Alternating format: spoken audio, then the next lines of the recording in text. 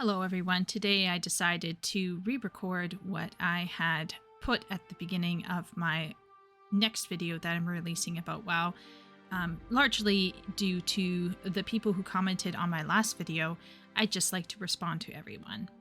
First off, I want to say thank you to everyone who really tried their best to give me a summation of the issues that I'm struggling with, who tried to let me know what's going on, who've been so helpful. And I just want to assure everyone that I have my own very skilled or knowledgeable community members who have played WoW for years, who are great WoW vets, and they are ready and waiting in the wings for me to reach out to them for help.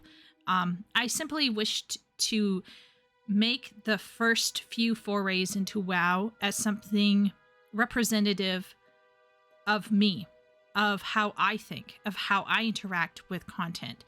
And in some ways, this can drive some people up the wall. I recognize that because I am not a normal player. More on that later. But I guess I just really wanted to make sure that my first impressions of the game were authentic and were not propped up by any external aids. Now, my journey into WoW really arose out of three very important reasons for me anyway. Number one, WoW has always fascinated me because it's the king of MMOs. It's the MMO that every other MMO wants to go toe-to-toe with, right? And I've always wanted to really grapple with this gold standard of MMOs. So this is why I'm here today trying to figure it out. Number two, I heard that there's a good story to be found in WoW. And that leads to number three, I love to analyze stories. It's my bread and butter. And honestly, I don't care if I have to climb every single mountain to get there. I will fight to get to those parts that everyone really appreciates because I want to see if I can feel the same things you all felt, and I want to see if I can experience that. However, although I wanted to have all of this kind of positive experience with the narrative, I still wanted to give myself time to see how easy it would be for a casual gamer like myself to handle WoW and its systems. Spoiler, it's not been going well. Now, if you are kind of wondering what kind of gamer I am, I will link, or I'll try to remember to link in the description, a link to my video called My MMO Journey. This video covers all of the MMOs that I've played, as well as my background in gaming, so you kind of understand where I'm coming from in terms of skill and experience, which is not much. So I am not going to be pretentious. I'm not going to be pretending that I can play well or that I know what I'm doing. I am literally going in raw and just seeing how things are and seeing if the game provides me enough support to figure out what's going on my own. Spoiler, it kind of doesn't. And this is because, for me, I think anyway, that WoW has the potential to draw in new players, but not every player is going to have all of that experience with Warcraft 1, Warcraft 2, Warcraft 3, or even the earliest releases of the game. And so I'm very interested in finding out for myself how a lot of new players might tackle this game, particularly if they are, filthy casuals. Is this game even for them? Should they even attempt it? That's what this diary, this video series is kind of about. And I just want to kind of give my unfiltered impressions about this game through my eyes as I'm coming in yet again in my third or fourth attempt to play this game. I'm coming in here trying to see what's going on. So the point of my video series will be to show the very real struggles a non-instinctive gamer will have if they go into a fresh MMO. And I'm more of a narrative hound. So this means, as a narrative, Andy, that my direction will always be toward the story and not the gameplay. And you can come to me in the comment section and say, well, WoW has always been about the gameplay and not about the story.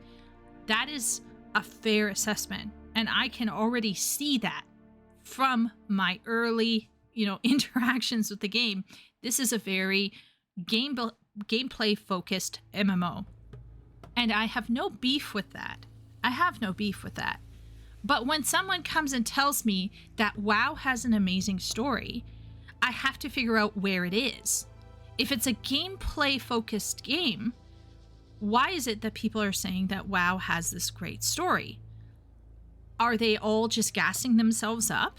Is it just some sort of self-delusion, or is something actually there? And since I've seen some terrible cutscenes from the newer stuff, I know that there's an attempt at making a type of a story, and it's not been great.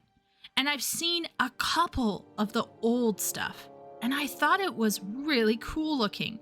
So I know that there's something out there that I can get my hands on and that I can experience, and then I can weigh in on as a writer and as a critical reader.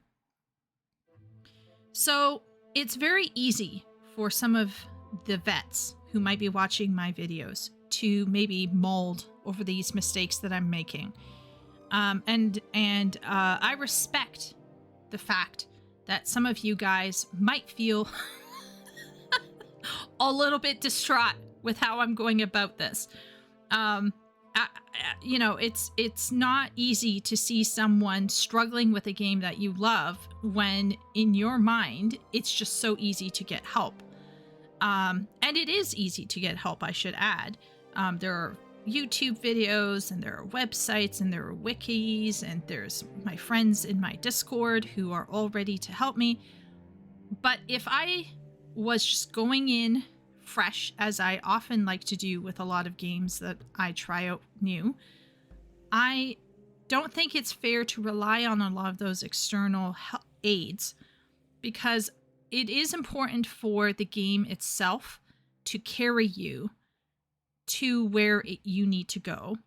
And it's really crucial that it encourage you as best as it can to interact with the community if that's the goal of the game. So I guess I represent the average new bro, and I'm trying to see where this game is encouraging me to really engage with its content as it being a social MMO, so reaching out to people and getting help from people. And I think that's an important part of the MMO experience. But although the community must play a part in an MMO, there is a limit. And I think hiding, the mistakes or the inadequacies of an MMO system behind the community coming in to help I think that's a little bit off. You can agree or disagree with me on that, but that's my stance. So after one or more videos where I'm going to show the pitfalls of solo play and just not getting it, I will experience the story and lore that my WoW friend will set me up with. Okay, so I will actually do it properly in the future. But the next couple of videos, you're going to see why I foundered going in without help, without much direction. And I'm going to point out where I did get help and where I did get direction, and why I will finally be shifting to the second phase of my impressions videos. The things I hope to avoid in my impressions, or diaries, if you will, is that I don't want to, and I will not, bitch about WoW being derivative. I think any kind of claim that WoW is derivative is stupid. Any good literature analyst knows that almost all great literature is derivative. There's almost nothing ever original written. So I don't think going after WoW for being derivative is even legitimate. In fact, the fact that WoW may have callbacks to other, famous fantasies and pieces of literature only makes it stronger in my eyes. I'm also not going to bitch about age. So the age of a story isn't a big deal for me. Obviously, I'm a literature specialist, right? I have a degree in literature, and my particular specialization that I looked into when I was studying at university was Gothic fiction. So that would be everything from around the 1700s up through the 1800s, more or less. And also, bizarrely enough, medieval or pre-medieval literature. So I'm very much interested in Beowulf, in the Seafarer, the Wanderer, Caedmon's Hymn. So stuff that's written actually in Old English. I studied Old English for a year. So all of that to say, I do not care about the age of a story. The age of the story doesn't matter to me. Now, when it comes to gameplay and systems, and sometimes even visuals, age can impact how you might enjoy something, but I don't think that age should ever take away from the quality of something per se. I think some things are just ageless. So I don't think complaining about age is helpful for a WoW impressions video. So if I do comment on age, it will be more related to, let's say, graphics and not so much the story, because I love old stories. Another thing I want to try to avoid is unfairly comparing it to other MMOs. There is this hand waviness that can happen where people are like, oh, you can't compare it to Guild Wars 2. They're two completely different games. Well, yes and no, right? Like, they're all MMOs. So there is a basis on which we can start comparing MMOs. But when you're unfairly comparing them, it's not helpful. Unfortunately, I've seen it in Final Fantasy XIV where people waltz in from another MMO and then they're sorely disappointed with what's going on in Final Fantasy XIV because it doesn't, prescribe to the MMO that they came from. So this is very important. I really don't like it when people come in to, analyze a piece of literature and they bring their modern sensibilities to judge the writer and the content of, let's say, a madrigal or, let's say, Caedmon's Hymn, right? It's very important to try your best to leave your preconceptions at the door and just respect the content for what it is and see where it takes you. However, that doesn't mean that we can't look sideways at other MMOs and ask ourselves, could this be done differently? Could it be done better? And in the case of WoW, I have constantly, ever since the first day I started streaming online to WoW, I remember telling my community, my tiny group of watchers, bless their hearts, that WoW was increasingly reminding me of my short stint in Elden Ring. And I think comparing WoW to something like Elden Ring is actually more helpful, because if we focus on games that have more emergent narrative, that might actually be more pertinent to the discussion around narrative in WoW than talking about just authoritative storytelling. Although I have been told that later expansions have authoritative storytelling and not all of it landed well. And some of it didn't land well because the player base didn't like it. And some of it didn't land well, apparently, because it's shit. And I have seen a couple scenes where I do think it's shit. So I'm very interested in seeing whether I can get there and see all of that for myself. So in the process of that, I will on occasion comment about, oh, this reminds me of this MMO that I played. Oh, this reminds me of this other MMO that I played. But I hope to minimize, if not outright remove, any unfair comparisons between MMOs, because I don't think that's helpful for this conversation.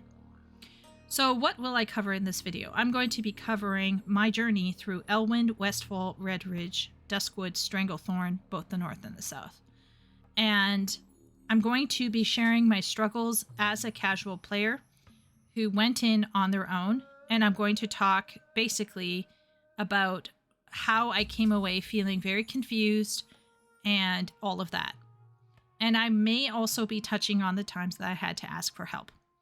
In the future videos, I'm going to share why going in as a single player, as a casual, with an eye for narrative, will be a mistake.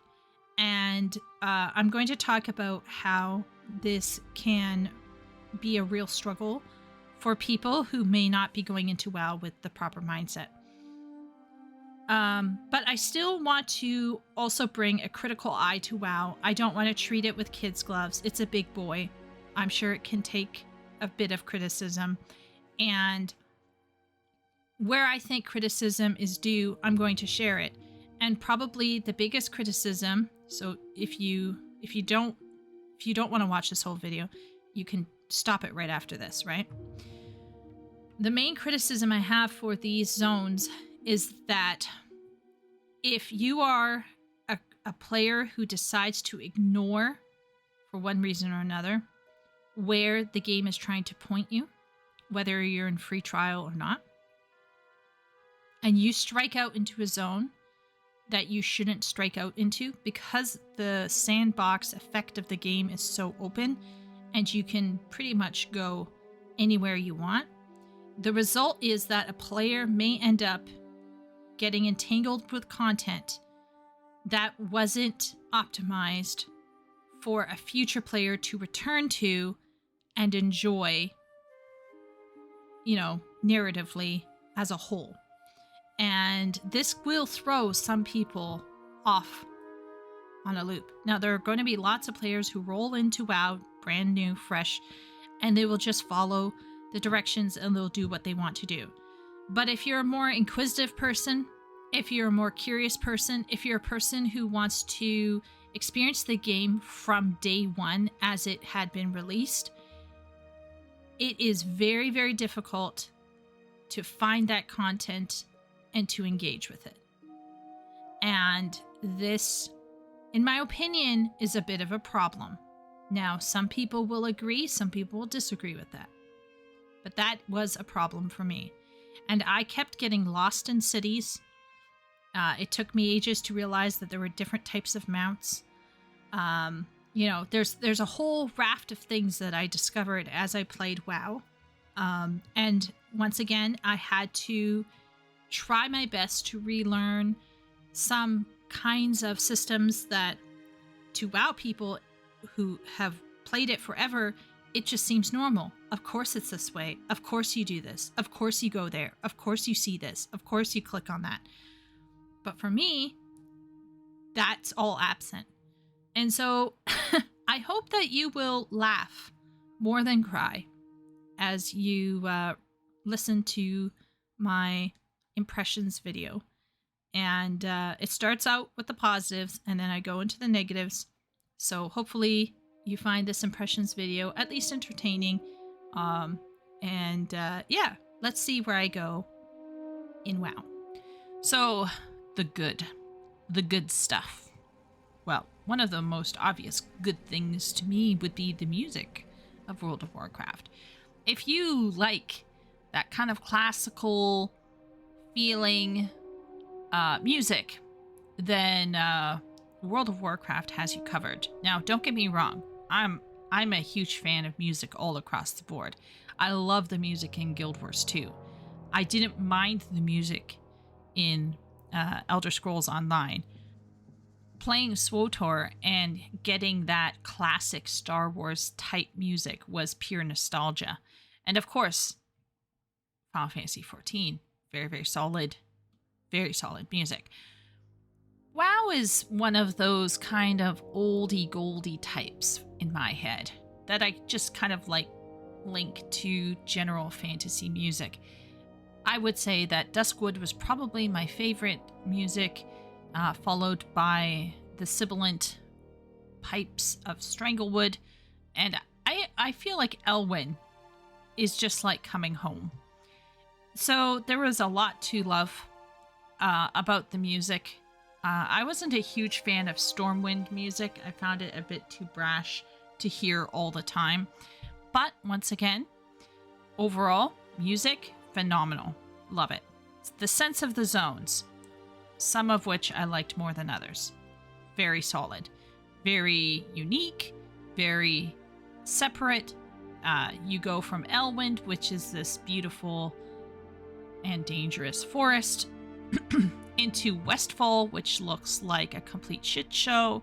I hate the color orange, but Westfall was very unique too, with its coastline and its orange fields. And then we had Duskwood, which was probably my favorite. It was shadowy forest with all of these kind of shrubs with little yellow blinking eyes inside of them, and you're like, ooh, what's in there? Redridge, I actually think I did Redridge before Duskwood. Redridge, nothing much to write about. It was very hilly, if I recall. I hated that part. But that's when I learned that my little Drakthir boy, even in human form, can do simple gliding, which was kind of cool. Stranglewood, I'm not fond of jungles. I'm going to just come out and say it. Don't care about jungles, but Stranglewood still, I have to give it props because Stranglewood was Stranglewood. Redridge was Redridge. Duskwood was Duskwood. Westfall was Westfall. Elwynn was Elwynn. And I really like that. I like how all of the zones felt like their own beast, so to speak. And I like that a sense of, well, what's going to be in this zone when I cross over this pathway? Wow, what is it going to be? And I like that sense of exploration. So I guess I am an exploration Andy. Maybe that's the type of MMO player I like. I just like traveling and seeing new places. That's about it. Now, another thing that I want to give massive props to WoW for, and this is, I believe, due to its underpinning coded network framework, is that there's no obvious loading scenes between the zones. And I think that is incredible and laudable, and it feels great. Now, I am not one of those people who's like, no, a loading zone, a loading scene, oh no, my immersion. I'm not like that, but I can give props where props is due. And props is due, WoW, for the fact that it feels so natural to go from one zone to another zone. Some of the later glams that I found that are newer look cool. The glams that were created at a later date or more recently have more layer and texture to them. It feels like there's clothing that is multi-layered and interesting to look at, which I think is great. And the transmog system, I'm going to be honest, I still am not jiving with it. But the fact that you can have a generalized collection that you can share with your warband is cool. The mounts are really nice. Now, not all of them fly, so that was a bit of a mind flip. Not all of them fly, but the mounts are really cute. I really like the mounts. Some of them are really cute. And there's something called the trading post, and you can get old stuff if you save up for it. So it's kind of like playing a mobile game in your MMO, where you can do your little quest to get your coins and then basically get some of this older content that might not be as easy to get, I suppose. And when you log in, the trading post will let you know, hey, go visit the trading post. And albeit it felt like a mobile game to me at that point. At that point, it felt like I was part of a mobile game, and these are my dailies if I want to get these coins, if I want to get these mounts. I have a relationship with mobile games, and yeah, anyway, I'm not going to get into it. So let's take a look at the individual zones, and I want to just talk about my impressions about them and my favorite parts of the story as I experienced them. So the first zone that I went to, obviously, would be Elwynn, and I thought Elwynn was really beautiful. I thought it was nostalgic. There was this inn where I could do my hearthstone thing. And I just really thought that there was a hominess, a kind of a traditional fantasy feeling about Elwynn. Now that was completely subverted once I went and started reading the actual dialogue boxes, but Elwynn as a whole, with the music and the mobs and all of that, felt very, very homey and kind of almost like I was just on the outskirts of the Shire, and it was just really, really fun. Probably my favorite narrative plot point, the thing that stood out to me, is that we kill somebody's pig at the behest of some women. And then there's this whole slow fallout of us killing this pig, wherein the pig killer's kind of bounty is put out. And then we're told by local law enforcement that they think they know who killed the pig, which is, you know, awkward. And so you end up going out and finding this guy called James Clark, and you're killing this guy for killing the pig, when in fact I was the one who had killed the pig. But it turns out he's bad anyway, so it's kind of like all good. I found that kind of funny. I'm not gonna lie, it got a chuckle out of me. I thought that was funny. I maybe I have a very dark sense of humor, but you know, we can salve our consciences by saying that James Clark wasn't a good guy to begin with. It's so cringe. Didn't he have like kids as well? Anyway, so it was ratchet. It was not good. Then there's Westfall.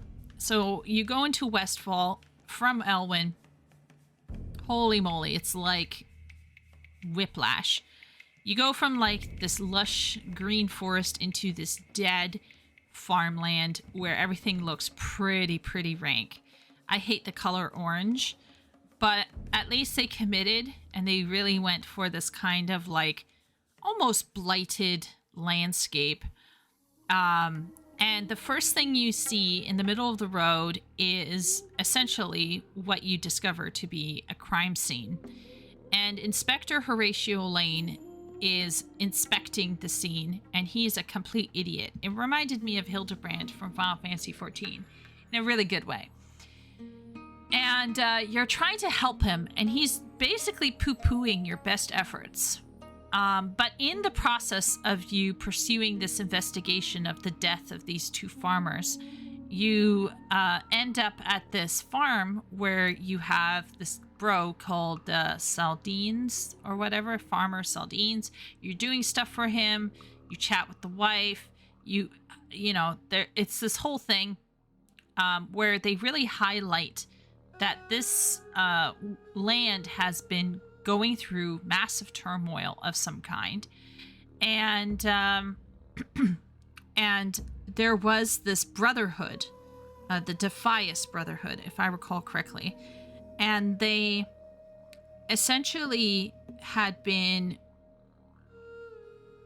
wiped out, and there were fears that they might be returning. So this is the question: is are the Defias coming back or not, and why?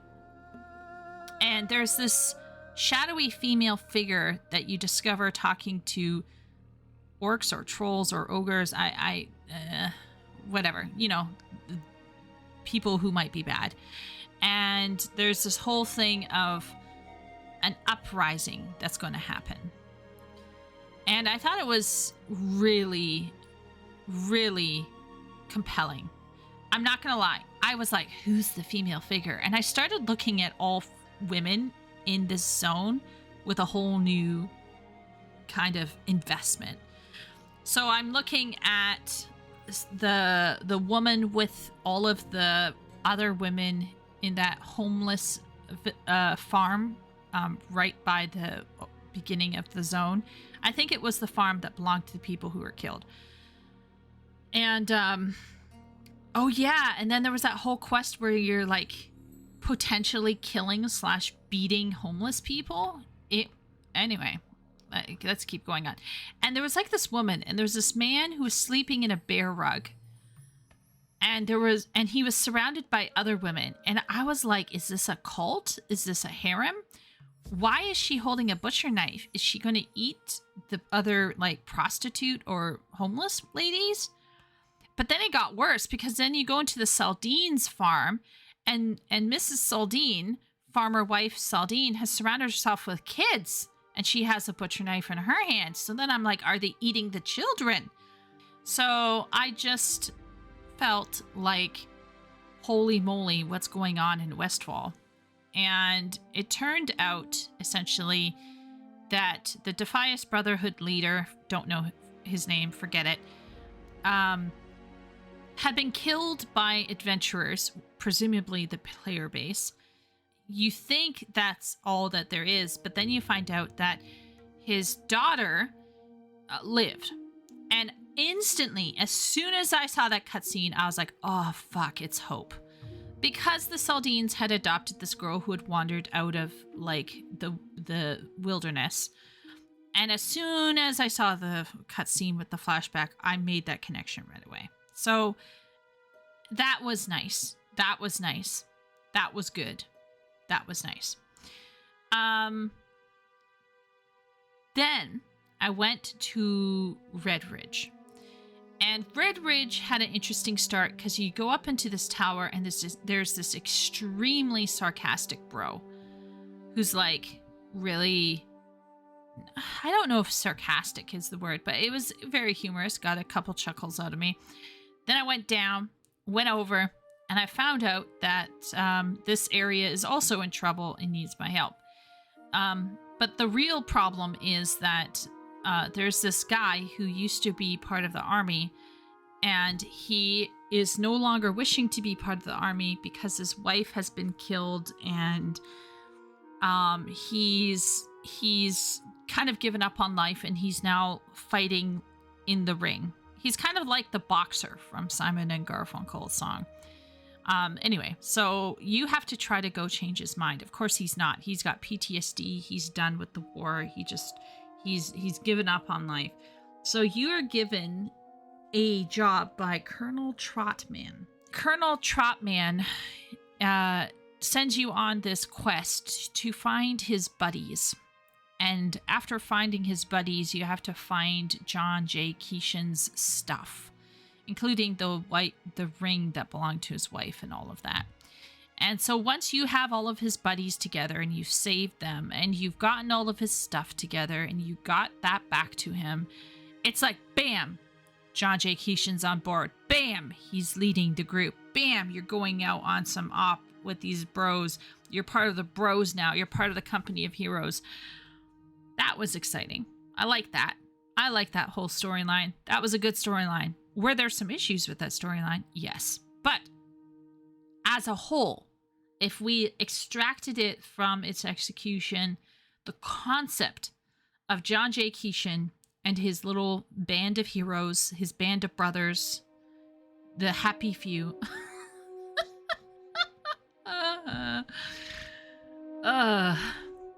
On face value, it is quite compelling.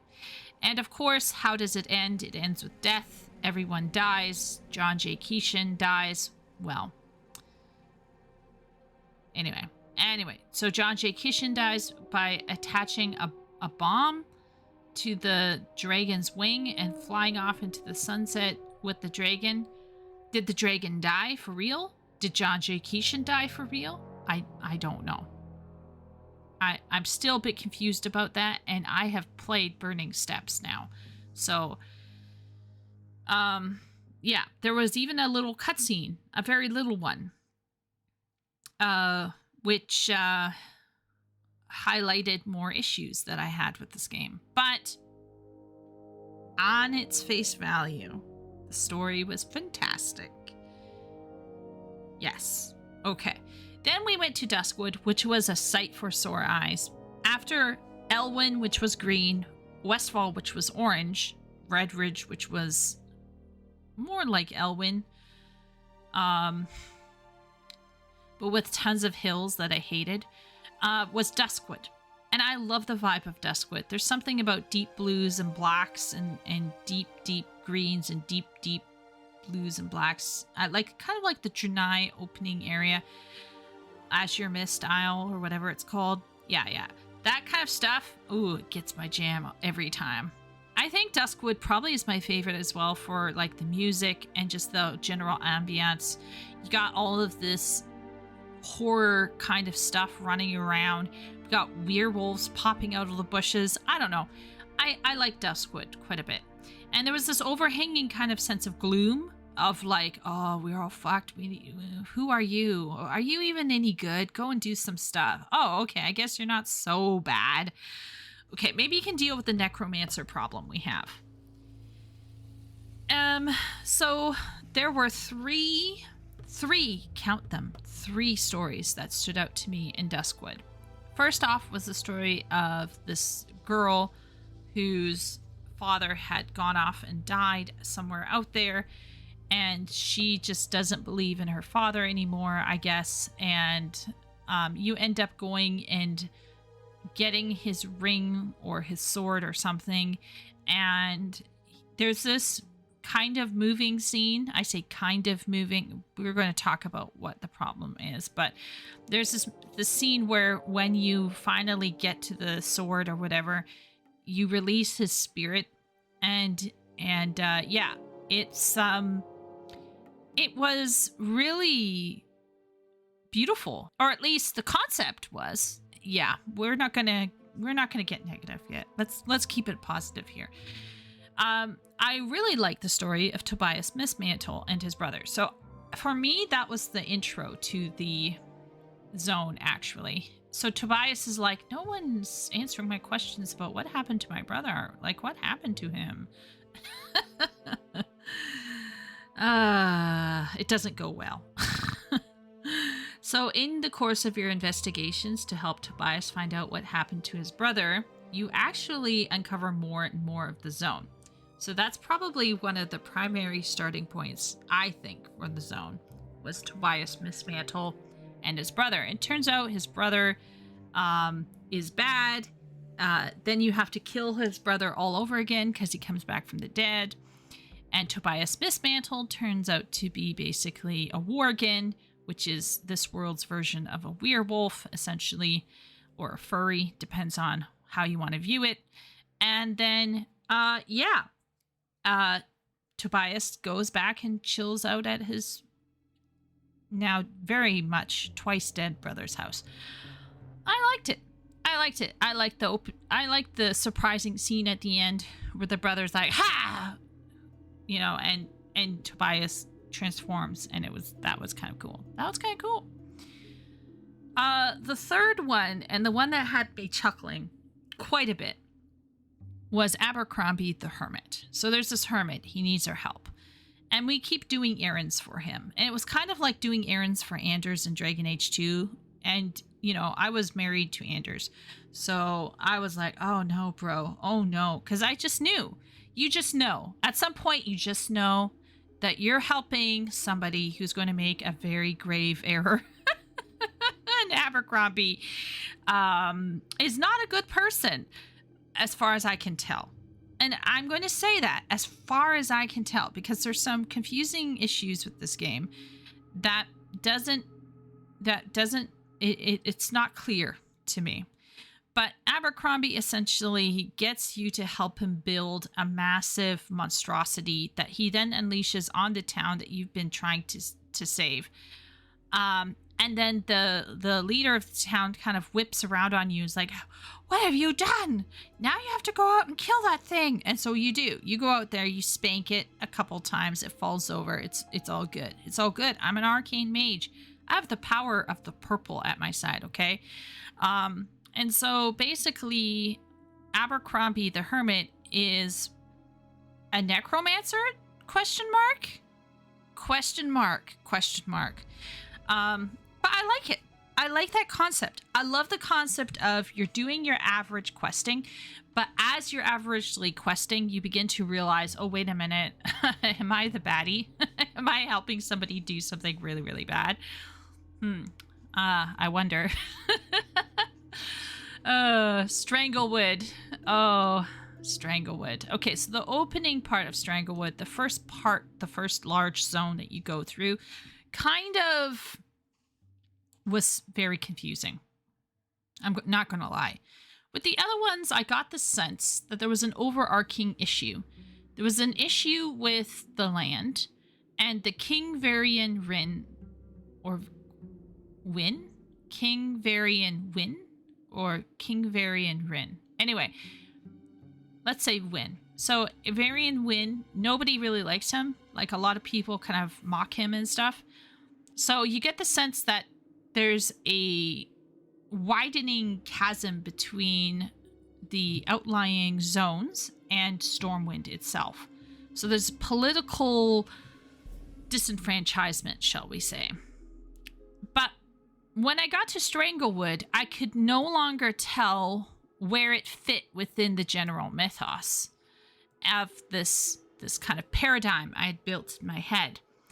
And with Stranglewood, there is this, you initially go in to find out what happened to some people.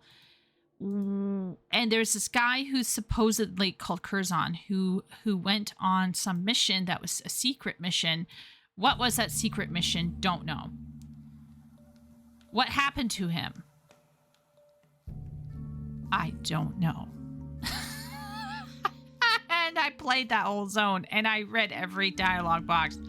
Now, I'm not going to lie. Reading the dialogue box in World of Warcraft is really hard for the mission quest giving and stuff because it's just not easy on the eyes. My screen is large and it's over there in the corner. It's really small. It's just, it's driving me crazy. Anyway. So, positives, Stranglewood. I liked the Cape of Stranglewood specifically. Infiltrating the pirate gang and fighting the pirates in the fight sequence.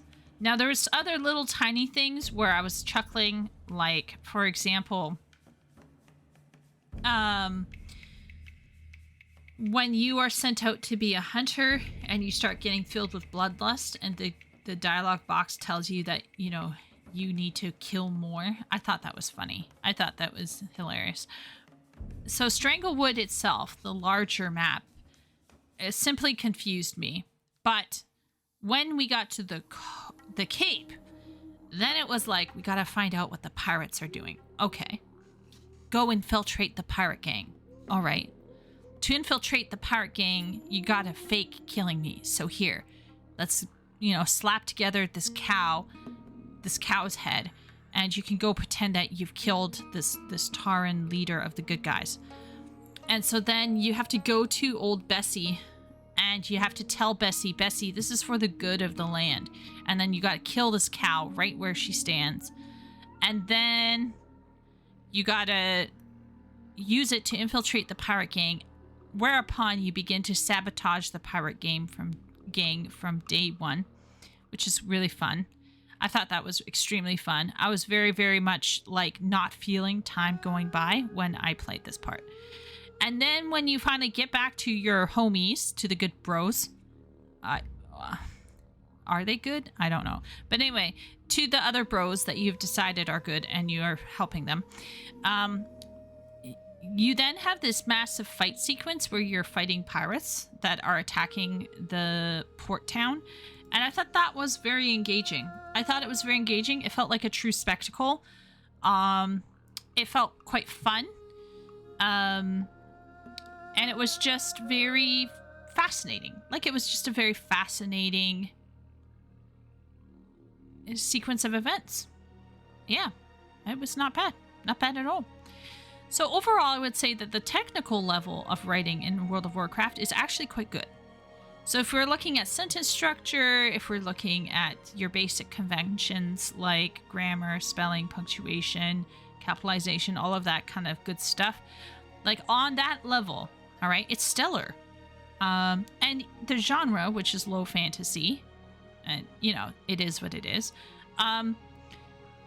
has been done well. There's a wry sort of humor, dark humor, jokey humor. Sometimes the humor is quite childish, and I'll get into that next video. It's a bit goofy, but it feels more modern fantasy, more immediate, and yeah, nothing wrong with that. Nothing wrong with that. Very solid for what it is. And like I said before, when the game had a complete story in mind to tell and you were questing through it, it wasn't a bad feeling per se. There were lots of references to lore stuff or references to things that were not always apparent to me, but it did give me the sense that a lot had gone on before the start of the story. And that's fine, actually. I don't need to know everything that has gone on before, as long as the bare minimum is given. So, for example, in Westfall, there were people who reminded you, just in case maybe you hadn't played the previous version of that zone, who and what the Devious were. And they had a cutscene showing what adventurers had done to the Devious Brotherhood leadership, aka killed them. So I think when it takes the time to explain things, that's when World of Warcraft writing shines. But if it just drops references and keeps bulldozing through, you run the risk of just snowballing the player, and when it gets to a certain level, you are just overwhelmed and confused. If I hadn't played Black Woman in Gilneas with the Worgen, I would have been extremely confused by Duskwood. To a certain degree, I think I would have been quite confused, particularly with the Worgen lore. So I was saved by my own incompetency and by my stream getting me to play a bit of the Worgen zone. But when the lore keeps snowballing, you will get confused and some people will just start giving up.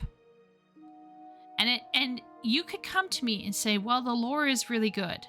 And I could tell you that what I could get from this game, it did sound like the lore was really cool overall. The problem is that when names and places are dropped without, appropriate flashbacks or without a bit more contextual explanation, I think a lot of people will get confused. And this confusion is made worse when the game keeps trying to push you into playing the newest content. It got to a point where I told Shay, one of my WoW vets who's in my community, I told Shay it reminded me of Duolingo nagging you to get your lesson done for the day. It just wasn't, it didn't feel great. And that's where things start getting a bit unfortunate. Now, when it comes to narrative, we have talked on stream before that there are two types of storytelling as in video games, as far as I'm concerned. Now, it is a spectrum. It is a spectrum, and I think a lot of games have a bit of both, obviously, because a video game is interactive. And so there has to be a level of interaction with the video game to make it a viable video game, in my opinion. But narrative, authoritative storytelling is helpful for defining conflict and making it clear to the player what's going on.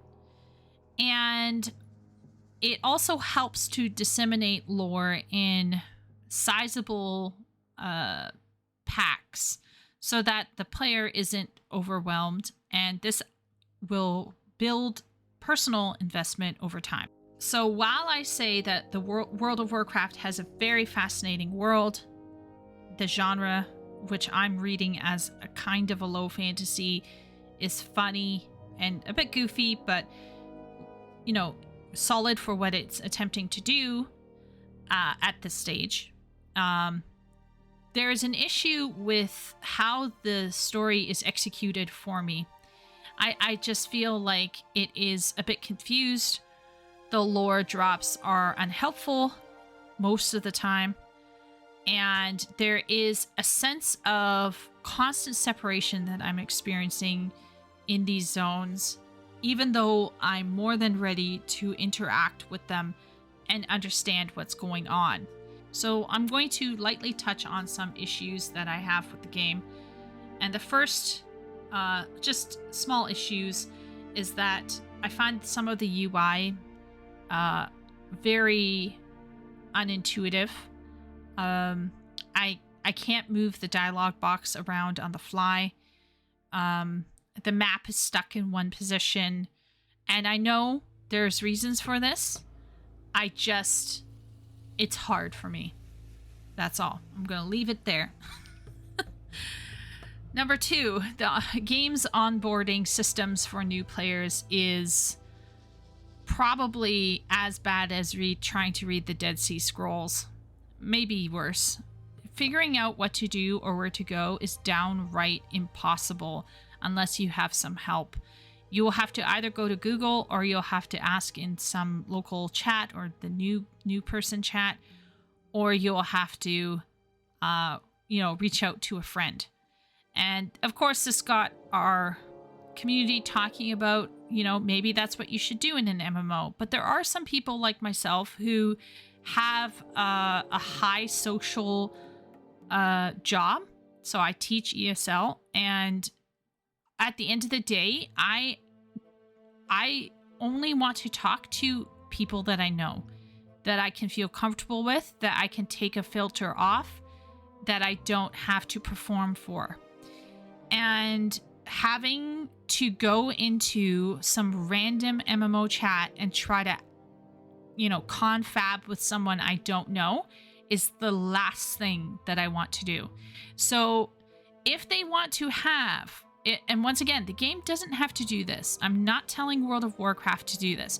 But if the devs at World of Warcraft, if the people in charge want to appeal to people who are playing alone in a crowd, as I will term it, they need to figure out a way to make it clear about how to go about enjoying the story from beginning to end.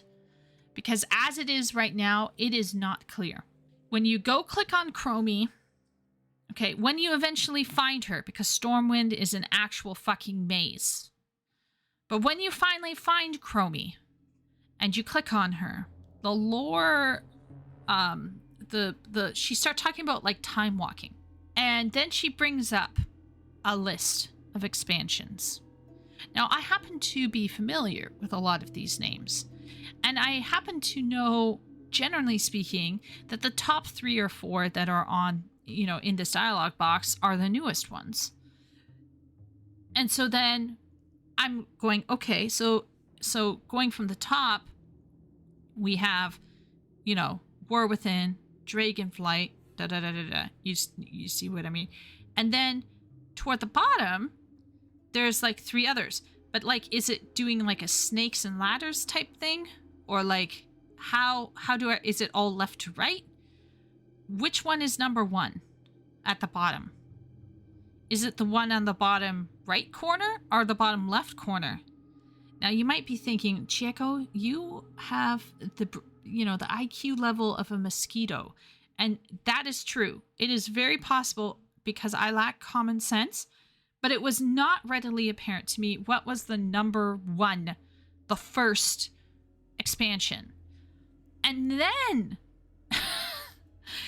I eventually broke down, went to Shay, went to Sim, went to a bunch of people, Miro. There's a bunch of people in my community that played WoW. And I went to them and I was like, okay, guys, what am I playing here? what am I doing here? And that's when I learned that there was something that was called lore walking that's coming out, but what does that mean? I don't know. And then there's time walking, but there's synced time walking and there's unsynced time walking. It's like, oh my Lord, what is going on? What is going on?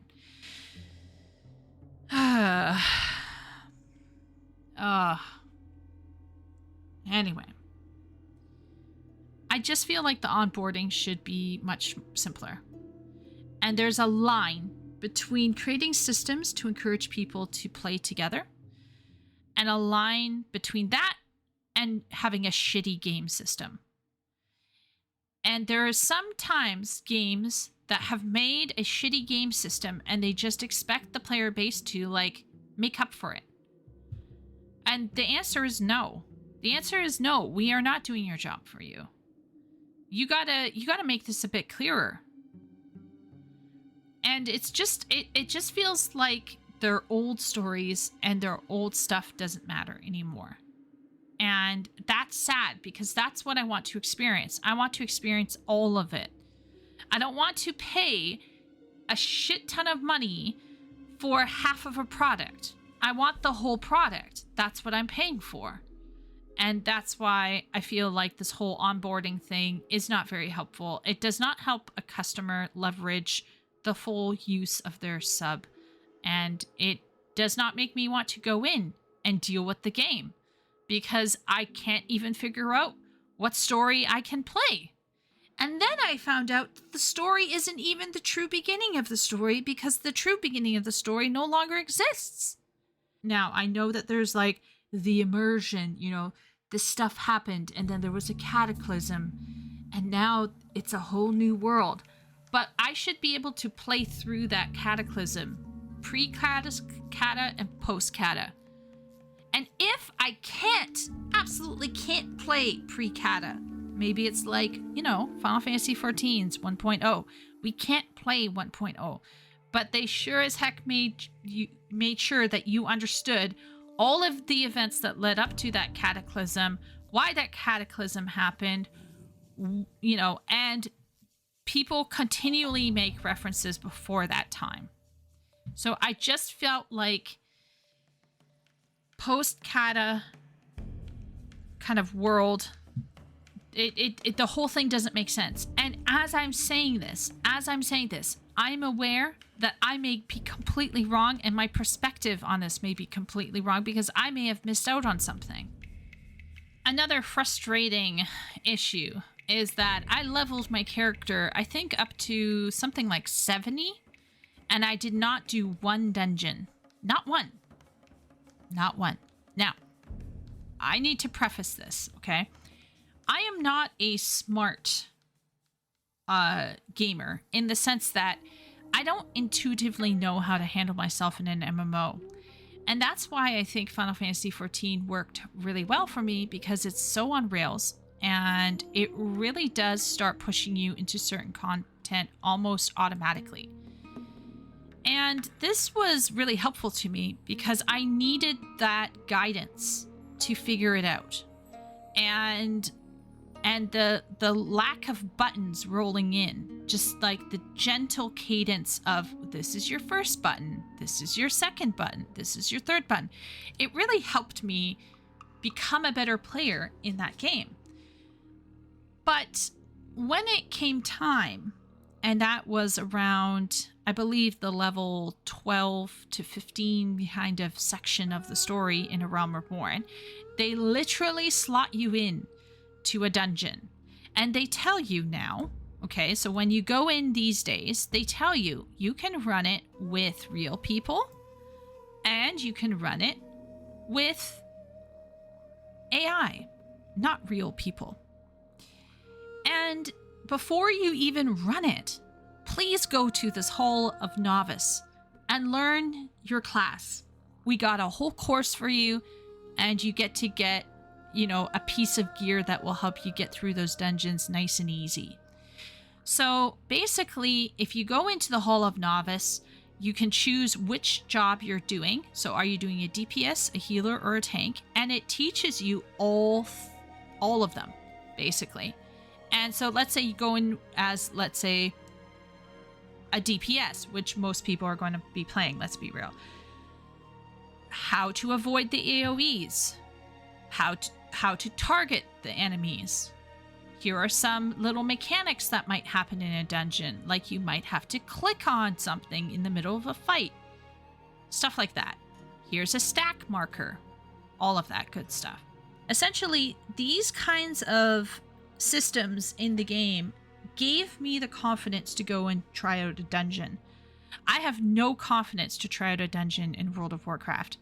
And it turns out I didn't even know where the dungeons were. So there's that. And then it turns out that you can actually just click on some menu, according to Shay. You click on some menu and you can queue up for a dungeon. But that's my problem, I guess, is that if an MMO is intended to force people to play together, why in God's green earth doesn't World of Warcraft literally stop everything and say you can't go any further in this story, or you can't go any further with this content until you play one dungeon?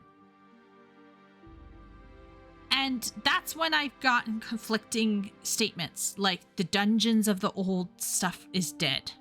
Or you will run it and people will just be lawnmowing everything. You might as well not run it. But no, they're sinking. So that's not what's going to happen. No, there are still people invested in helping people get through those dungeons. So I don't know what to think anymore. And I'm still nervous because of the stories I've heard about going into a dungeon as an arcane mage, because I'm still not sure if I'm even playing the arcane mage correctly. So it's nerve-wracking is what it is. And it doesn't make it very fun. But the fact that I've leveled a character to level 70 without even touching a single dungeon in the starting zones of this world, in the Cataclysm expansion pack thing, I think it's insane. I think it's insane. And I'm sorry if you don't think it's insane. I'm just sharing my opinion here because this is an opinion. This is not like me talking about writing. I can talk about writing all day long. I know when I know things. This is one thing I can recognize. I don't know what I'm talking about, but I just feel like a game like an MMO should be prioritizing putting people into the dungeons. And if it is so impossible to get into an early level dungeon, like the dungeon in Elwynn or the dungeon in Westfall or something, then maybe you need to start creating AI characters to go in with players, so then they can at least be able to run that content on their own. Synced content on their own. Because if the old stuff really doesn't matter to the devs, then the devs at the very least should have some form of system that allows players to still engage with that content if they wish to on their own, without queuing for it, without having to deal with real life people. I don't know. Once again, that could be a real hot take that most people don't agree with. And it's okay if you disagree with me on this one. It's very hard for me to want to queue into something to begin with, and then when it just doesn't ever happen, guess what? I'm going to literally forget about it. And then I'm going to be like, wait a minute, what happened with the story? And then I'm going to be thinking in my back of my head, oh yeah, isn't WoW like segmented in its story? Aren't there like cutscenes that are not even in the game that I have to go watch to make sense of it? Isn't there like books that I have to read that will add to the story that doesn't make sense right now? So I'd have to read those things to make sense of the story that is incomplete in the game. Isn't there a dungeon somewhere that I could do, and maybe in that dungeon I might be able to complete the rest of the story, but I don't know because I haven't done the dungeon yet. And so you can see where my issue is that my sense of the narrative is at this point so fragmented between and in the back of my head there's this voice that says, well, there's those books that you haven't read, there's those dungeons you haven't run, there's a cutscene you haven't seen. It's not great. Okay, let's get into some issues that I have with the narrative storytelling. So I guess over time I came to the conclusion that in terms of narrative, World of Warcraft leans more towards emergent than authoritative. And that was the conclusion I came to after playing these zones. I decided that World of Warcraft is closer to Elden Ring in sensibility than Final Fantasy XIV. And that's probably not really true. It's just that's how you feel after you play these zones, the way that I did. So, for example, if you go into Elwynn Forest, if you choose the Cataclysm expansion pack, you will sometimes get a cutscene, but it doesn't automatically pop up all the time. I think it's, I don't know why not. Like, was I sleeping? How did this happen? So there's no clear-cut intro cutscene, and the cutscenes that do sometimes pop up are not always comprehensive and don't tell you all the information that you need. It just assumes that you've played everything beforehand. The lack of cutscenes sometimes destroys the immersion for me, and the reason is because I am unable to see what's going on. So there's sometimes these in-world interactions with chat bubbles that happens, and guess what? I miss many of them because I'm so busy looking at the next dialogue script, or I haven't oriented my camera correctly, so the chat bubbles are constantly being missed, and I feel like I'm missing out on important interactions that would help me kind of understand or feel more immersed or follow along with the story better. And without these cutscenes or without these clear-cut kind of interactions, there's almost no impact for me because the characters, as far as I'm concerned, with how far out my camera is pulled, are unable to convey emotion and body language. I actually struggle with reading body language IRL. So me reading body language in a video game at a distance it's not good. It's not good, and it's a me problem, but I don't think the game is helping. And the lack of cutscenes really takes away some of that emotional impact that could make things better. So if we go back to some of the things that I liked, I would have loved to have had a cutscene where you give the daughter the ring or the sword or whatever, and you get to see her crying about her dad.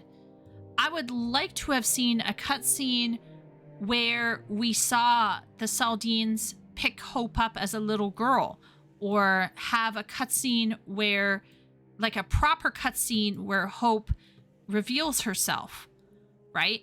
Instead of like this pulled back camera perspective that felt really, really, I think there was a little bit of a was it a cutscene? It's hard to tell sometimes which one was a cutscene and which one was not.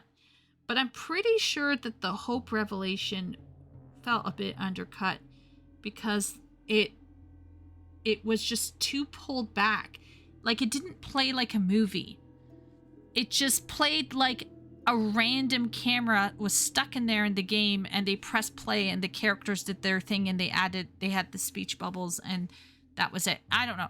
I just think it could be more cinematic and it could help with impact. Yeah. Probably my favorite cutscene for the whole thing that I saw was the opening fight sequence cutscene for the pirate fight in Stranglewood.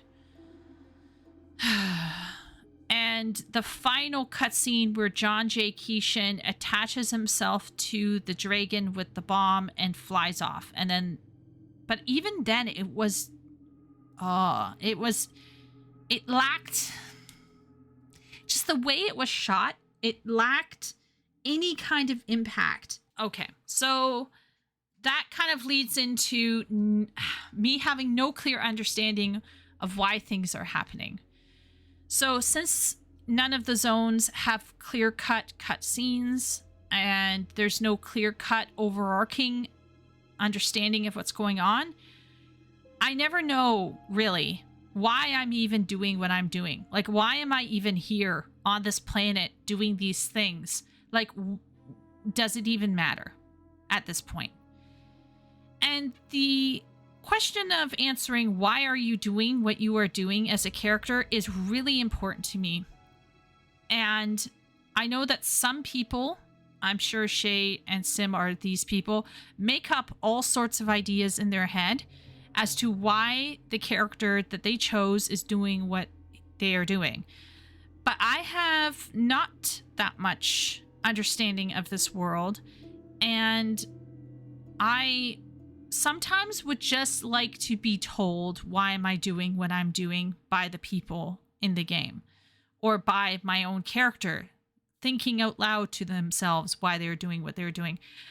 I think it's, as well as maybe for me, because of my daydreaming, I get enough of the dose of roleplay in my life, in my own personal life. So when I go out to experience entertainment like this, I don't need, nor do I seek, personalized encouragement to personalize the experience and to make up these ideas for myself. Because I already do that with other things that I'm really interested in when I daydream. So I guess that is a nitpick. I'm going to put under subjective, because maybe that's the whole point of WoW, is that you're intended to sit and think and tell yourself why your character is even questing. It was never clear to me why I would even want to help these people. It was never clear to me why I would care about Westfall or the homeless people or anything. In fact, do I even care about any of it? Because my person has no actual connection with the world. And because of that, there is this distance from everything that's going on. And so this first off leads into just this overwhelming sense of vagueness. Like, why are people upset at King Varian win? Why is there a divide between Stormwind and the zones? How does Westfall end? Is the castle burning on fire forever? Why is the necromancer in Duskwood? How did he get there? Why is he there? What actually happened to him? What actually happened? Did Kishin actually die? Why is the dragon there? Why did the dragon arrive? Why do we care about the dragon? Why do we even care about this world that the dragon is attacking? How did the dragon get there in the first place? What was in the box that we gave to the girl explorer in the pirate town? What was that box thing? That whole box thing in Stranglewood. What's in the box? What is that box? I don't know what's in that box. Oh, fuck me. How did Gilneas fuck over the pirate? What does Gilneas have to do with these pirate people? Why are the pirates werewolves now? How did Gilneas... Exactly. They didn't let them in the city? Is that, am I close? Am I close? So then everyone became a werewolf because they didn't let them in the city? I don't know. Curzon? Question mark. Who was Curzon?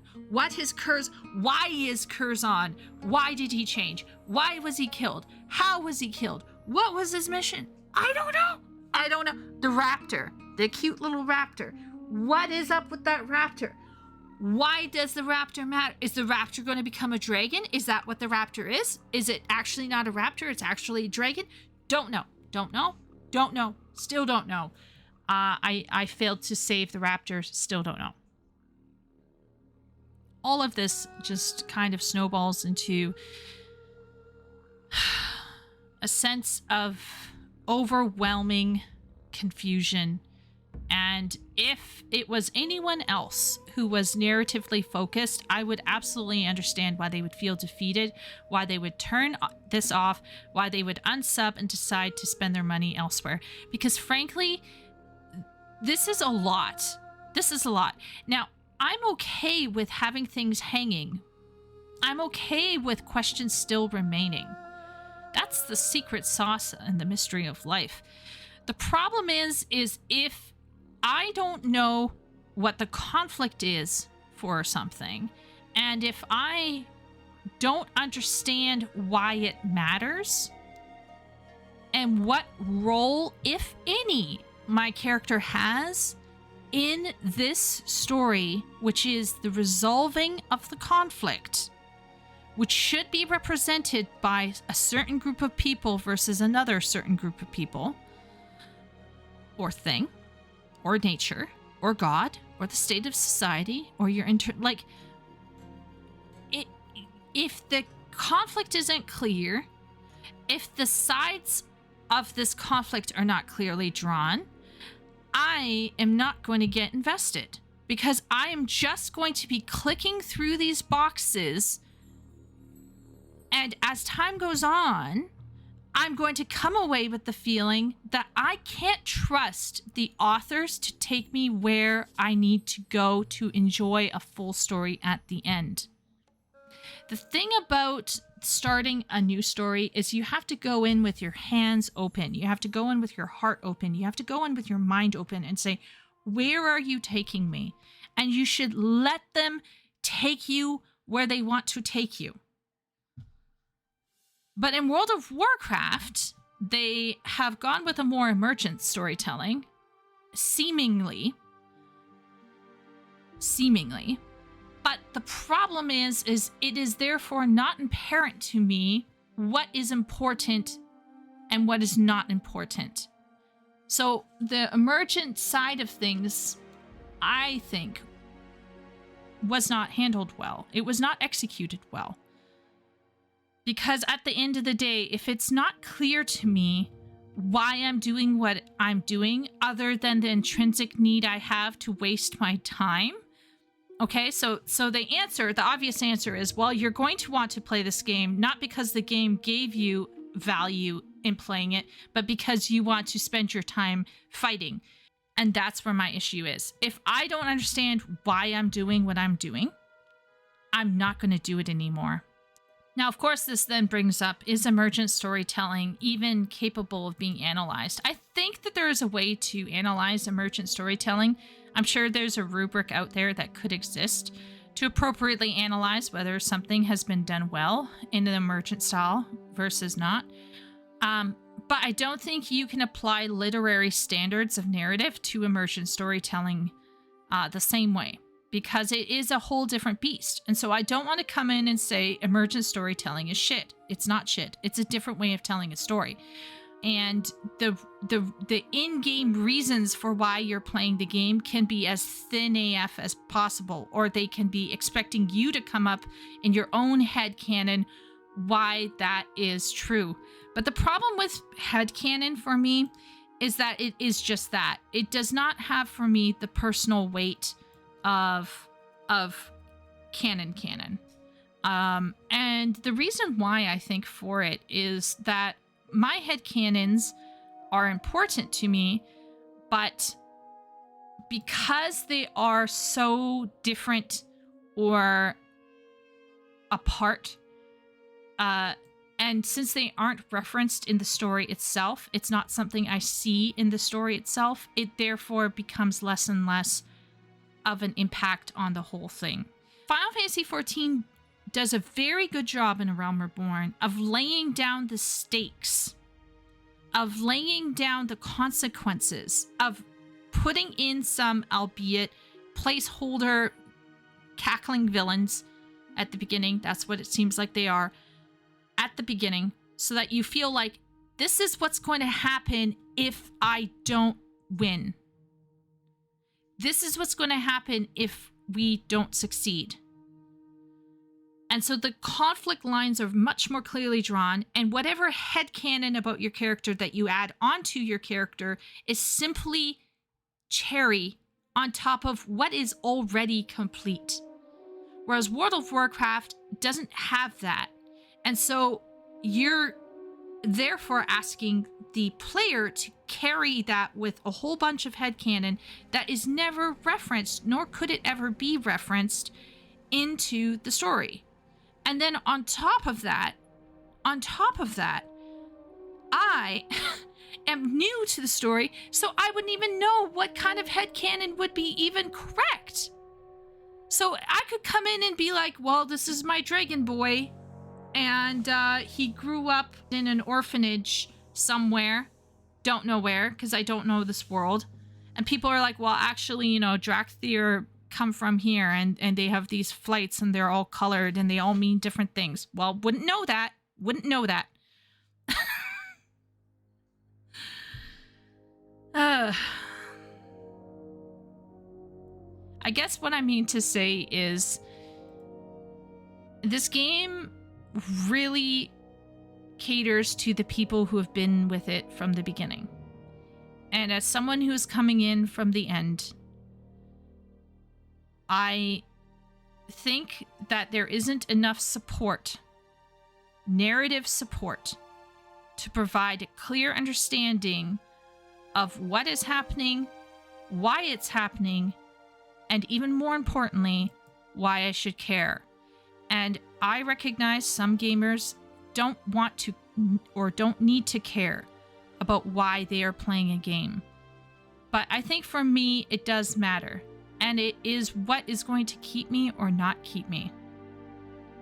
And that is one of those factors. And I'm struggling to care or to obsess. I'm unable to reach obsession stage because this is missing. Even if it was emergent storytelling, it's still feeling incomplete. Well, okay. Let's look at one last thing that I have to say about long-term impact on the world. It just feels like the world hasn't recognized what I've achieved.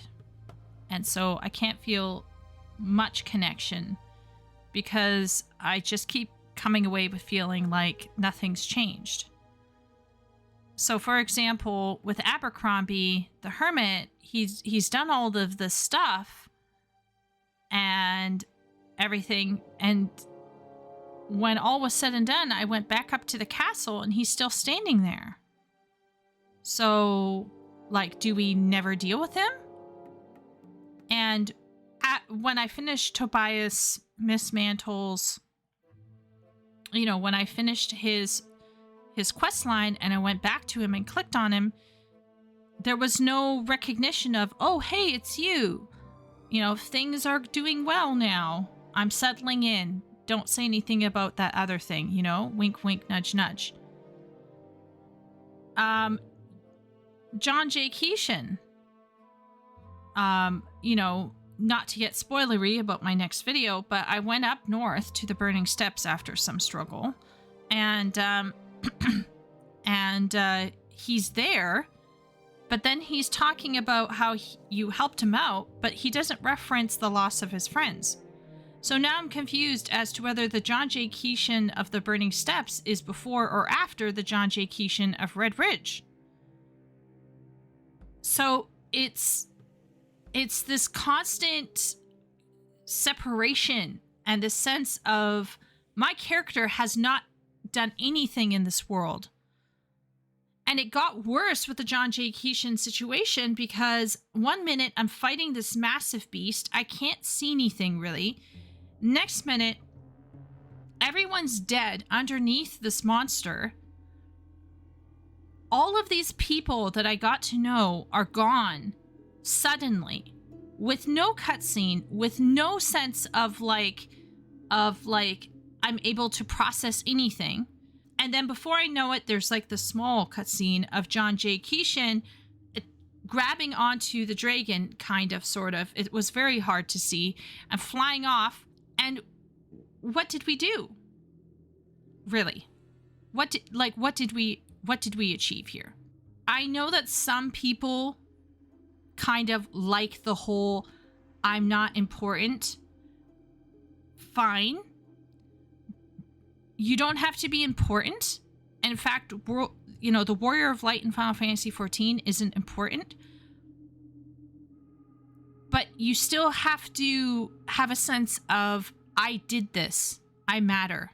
or at least for me, that is the case. And this is a huge issue in terms of investment, because at the end of the day, if I clear every single piece of content, let's say every single piece of content of this world, of this game, and if I go back and I click on Tobias Mistmantle, will he have heard of me by now? Will he have kept up with my adventures? Do I have a relationship with that character? Or is that character simply a placeholder to move me to the next piece of content? And that's what it's currently feeling like, because I'm not spending enough time fleshing out my relationship with these characters. Same thing with Hope. She was one of my 3 suspects.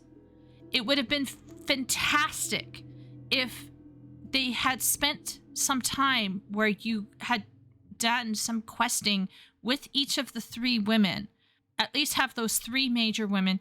And like, I think one of the women asked you to get mud for the mud pies. The other woman asked you to get food for her pies. And Hope asked you to hand out food for the homeless people in the area of the tower area.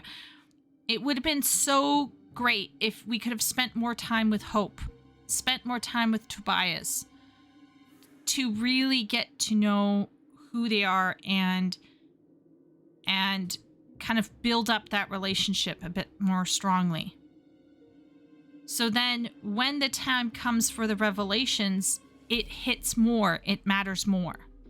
And another thing is, we were each time from Elwynn to, I think it was to Westfall, and then from Westfall to Redridge, and then from Redridge to Duskwood, and then from Duskwood to Stranglewood, and then from there down to the Cape. Each point in time, there was generally someone who would say, hey, have you thought about exploring this zone? So it kind of would like give you an idea of, oh, this is where I should be going next. But sometimes the change was so strange. Like in Westfall and in Stranglewood, it just ended. Like, you handed over the bounty box in Stranglewood to the chick in the Cape, and it was like, bam, done. What's in the box? What are you going to do with it? How does this have any lore impact? What is this? No? No. Okay. All right. Well, maybe if I keep playing Cape of Stranglewood, it will kind of sort itself out and we'll find out what's in the box. No? No. Okay. Okay. So the box remains a mystery. This bounty remains this bounty never even mattered, and Chieko has fixated on this bounty, and it doesn't matter now. Ever. It won't ever matter. Westfall. Hope declares herself. Everything's on fire. The guy turns to you and is like, I've sent for reinforcements or yada, yada, yada. You go to the next zone and help out there. We'll hold here and let you know what's going on. Okay. So we're just leaving with this on fire. All right. Okay. What's going to happen now? Like, is it going to be on fire forever? Like, what's happening? So a lot of my experience in World of Warcraft so far has been what's happening. And it got kind of more confusing as time went on. And we're going to talk about that in the next video. Hopefully I will find my way back to the Eastern Kingdoms, and I will have to re-roll or a character, and anyway, it's confusing as fuck. That's what it is. And as it is right now, given what I've experienced, I don't trust the authors to give me a payoff. I don't think there will be a payoff at this point in time. There might be, but I'm not seeing it. And I just think that's sad, because the amount of lore and the amount of data and the amount of world building that has gone into this game is phenomenal. But the conflicts don't matter to me as a character.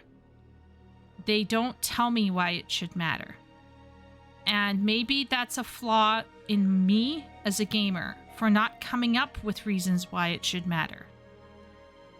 But it could be a preferential choice where my preference for a clear-cut story and authoritative storytelling is really, really throwing me for a loop. And that might be a question of taste. But even setting aside the fact that I may not have taste for emergent storytelling, I don't think this form of emergent storytelling has been well executed.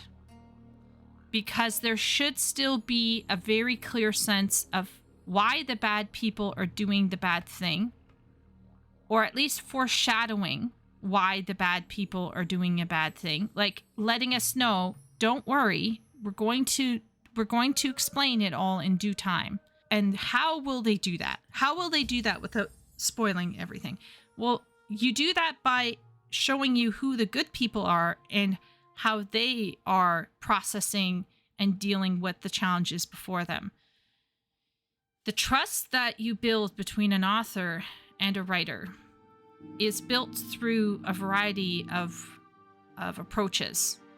And in this case, if you're trying to assure me, the player, that the conflict and the motivations are going to be properly explored in time, you have to do it in the small areas, with the small things that you're getting me to do, with the side that I have chosen, with the side with whom I'm working.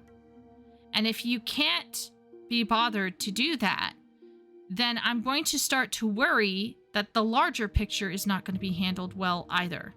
And this is kind of where I'm at right now with the game. Now, you can come to me and tell me something like, well, it's going to get better in Wrath of the Lich King. Well, it's going to get better in MOP. Or, well, if you like hand-holding authoritative storytelling, you need to play, I don't know what it is, BFA or Shadowlands or something. But at this point, if they can't do emergent storytelling well, and this is what they started out with as a studio, and then given what I know about BFA and Shadowlands, it makes me think they can't do authoritative storytelling well. And I'm just looking at this writing and I'm going, the writing on the technical level is all there. The world building on the macro level is all there. The channel by which the macro goes down to the micro is not clear for me. That's just how I'm seeing it. And maybe I'm being crazy, and I'm a bit worried that I'm coming in and requiring of a story something that it was never intended to give me. So you let me know in the comment section below if you felt this way, or if you think that WoW has always had an emergent storytelling, and then you can also let me know if you think this form of emergent storytelling was well executed or not. Because at this point in time, I still don't think it's 100% well executed. And this is the oldie goldie period, or near enough to it. This is before everything that's been happening more recently, which is also a different kind of a problem. So maybe World of Warcraft should never go into authoritative storytelling because they're shit. But maybe they should come back and take a look at this content and think about, how can I make this world matter to my player beyond the fact that they want to waste their time in a video game. But maybe that is all that is required of the players of WoW. And maybe that's all that they just need, is some free time to go out, hit a few things, click through a few boxes, and not worry about it too much. And maybe there are those WoW players out there who can fill in all of these gaps themselves, and that's what they wish to do. And I'm glad for them that they can have this space. I honestly am. And I am also worried for them because it does look like the writing team is trying to go into more authoritative storytelling, and it's looking a little weird, guys. It's not looking good. It's looking a little homeless. But anyway, that's my current feedback about the first 4 or 5 zones of World of Warcraft. Next time, we're going to talk about my interesting challenges and obstacles that I found in the Burning Steppes, in the other zones up there, getting stuck in this one city and not finding my way out, having to re-roll a character, having to create a character again from the ground up. Because anyway, I could just go on. Anyway, we're not going to do that. We're going to save that for another video. But this is my World of Warcraft diary number 1. Thank you for listening. Please send your thoughts and prayers as I tackle this gargantuan task. I want to be able to experience as much of this game as possible, because everyone has told me that the beginning is rough and that I just have to get to the good parts. I need to stop talking. I'm rambling at this point. Please let me know what you think in the comment section below. And if you liked this video, give it a like. And you can always subscribe to the channel, because I will be covering World of Warcraft in between Final Fantasy writing and books. So I will see you all around next time. Take care.